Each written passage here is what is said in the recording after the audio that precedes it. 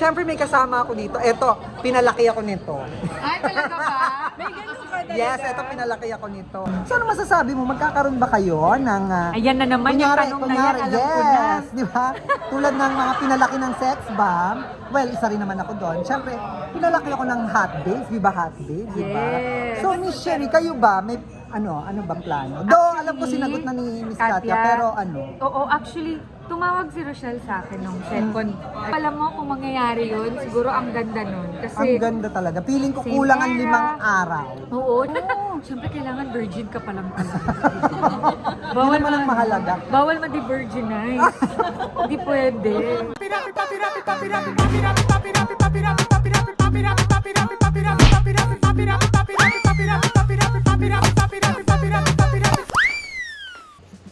Hello, Jaxers! Welcome to my channel. Yes, yes, and yes! Ayan, nakita niyo ang background ko. Ayan, at nakita niyo may mga nakaayos na table, di ba? At syempre ngayon, another gate.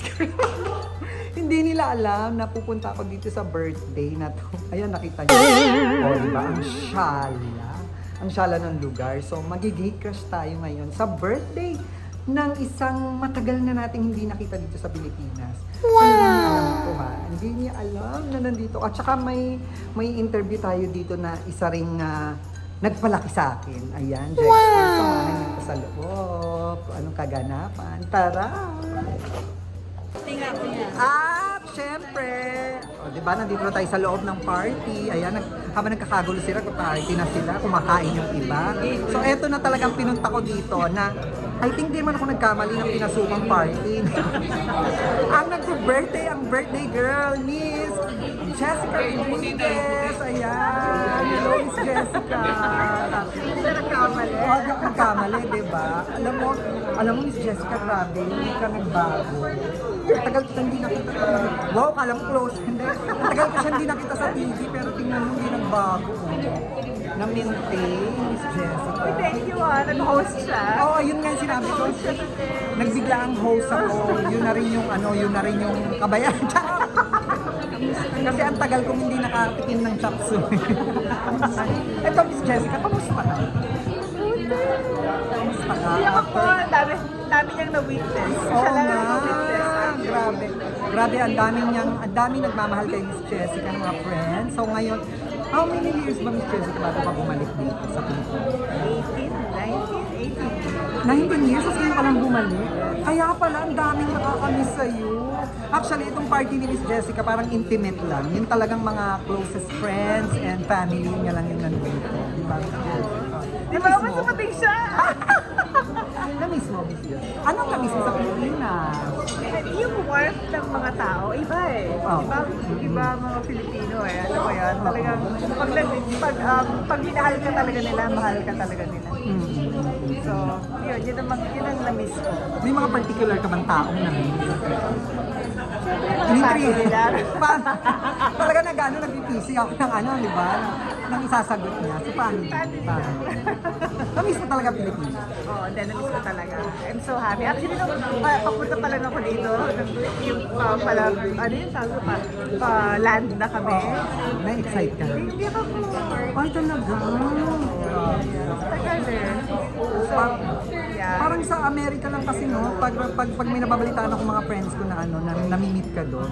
Nandun pala siya talaga. I mean, ang tagal mo na pala doon, tapos ngayon pa lang bumalik, after 18 years, grabe.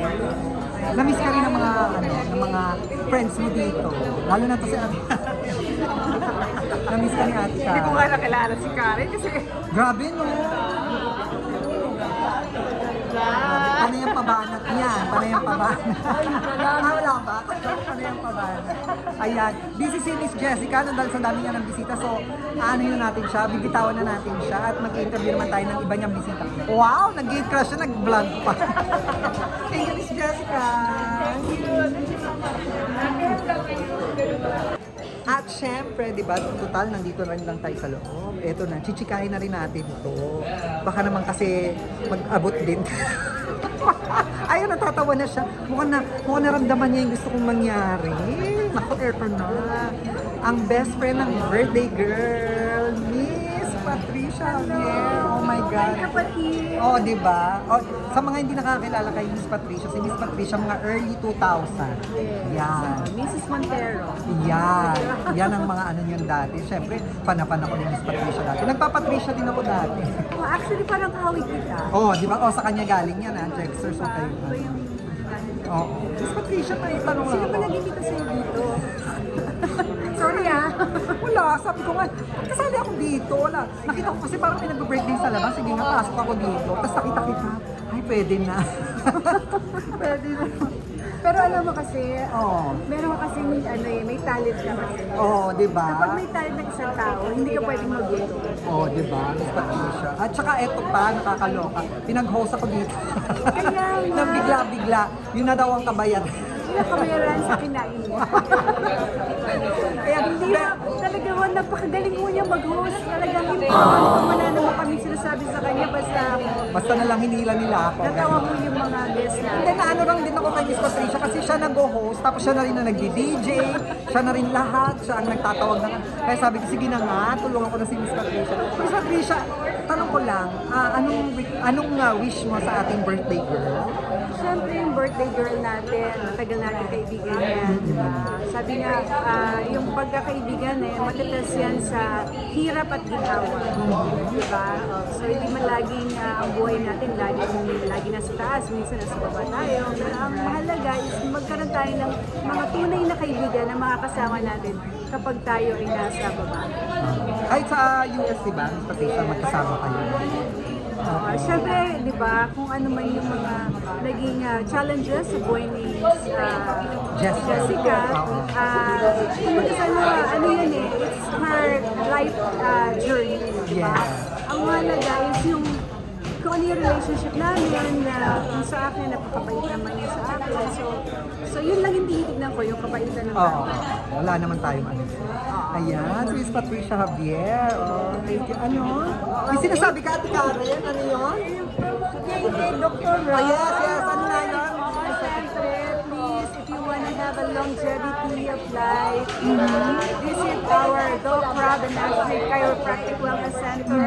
Kaya kung gusto niyo pong maalay na yung body, at in our clinic, you are in good hands. Yan. Thank you, Patricia. At syempre, ituloy-tuloy na natin. Dire-diretso na to, di ba? Dire-diretso na itong ating pambubudol at pagbablog dito sa ating gate. Kasi habang busy si Miss Ay, wala, sorry po Joke lang. Siyempre may kasama ako dito. Eto, pinalaki ako nito. Ay, talaga ba? May ganun ba talaga? Yes, eto pinalaki ako nito. Ang importante, pinalaki kita ng ganyan kaganda. Yeah. Si Miss Shereen ng Viva Hot Ang Babe. pinaka-virgin sa Viva Hot Babes. Oh, di ba? Charet! Dati rin ako nagbi-Viva Hot Babe. Sin ako dati. Kamusta, Miss Shereen? Eto, masikip. Ah, yan ang gusto ko. Yun ang gusto ko. Paano yung reaction? Hindi, kakamustahin lang natin si Miss Shereen. Yes po. Kamusta ka na? Eto, ganun pa rin. Maraming mga kaganapan in life. Speaking of- Huwag tayong huminto, Oh, di ba? speaking of kaganapan. So, ano masasabi mo? Magkakaroon ba kayo ng... Ayan na naman yung tanong na yan, alam ko na. yes, di ba? Tulad ng mga pinalaki ng sex bomb. Well, isa rin naman ako doon. Siyempre, pinalaki ako ng hot babes, Viva Hot Babes, di ba? Yes. So, Miss Sherry, kayo ba? May ano bang plano? Do, alam ko sinagot na ni Miss Katia, pero ano? Oo, actually, tumawag si Rochelle sa akin nung second, Yeah. second ba or pang third dapat. Mm. Kaso hindi kami mabuo-buo. So like what I said, wala kaming reunion. Suportahan muna natin ang concert ng Sex Bomb kasi panahon nila ngayon dahil anniversary nila eh. So malay natin baka pag anniversary na rin namin, 25th anniversary namin, baka naman mag-reunion din kami but not this year yet. This year, ibigay natin yan sa Sex Bomb Girls. Ayan. So, pero open naman kayo. Oo naman, Hindi very ba hot very babes open. na mag-reunion concert? Oo naman. Oo naman. Oo Tsaka, naman, not. ang dami yung pinalaki rin. Oo, tsaka same era era kami. Yes, yun nga eh. Sabi nga namin ni Rochelle na nag-usap kami, girl, maganda yun kung mag-collab tayo. Tapos yung Correct. Sex Bomb Girls, sila yung kakanta ng Hot Babes na songs. Correct. Tapos kami naman yung mag-spaghetti pababa. Oy, diba? magandang idea yun. Oh my So God. yun na nga, sabi ko, alam mo kung mangyayari yun, siguro ang ganda nun. Kasi, Ang ganda talaga. Feeling ko Same kulang ang era. 5 araw. oo, tsaka kami kasi ng Sex Bomb. Sa totoo lang, Sex Bomb ang nagtuturo sa amin sumayaw ng mga hot babes. So malaking talaga, friendship namin maganda. Tsaka, kaya kami, nagulat kami nung, siguro na taken into different context yung mga nasabi sa interview. Pero Oo. wala kaming reunion for now. We're here to support Sex Bomb's reunion.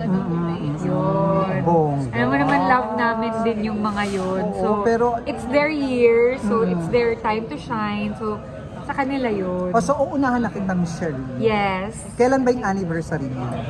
Ano pa? 2028 pa. Oh, malapit na 25th rin. anniversary. Malapit na Anniversary. rin. Malapit na. Grabe, 25th na yun. Oo, magpapapayat. Parang hindi naman nagbago kami yung tsura mo. Siyempre, kailangan virgin ka pa lang pala.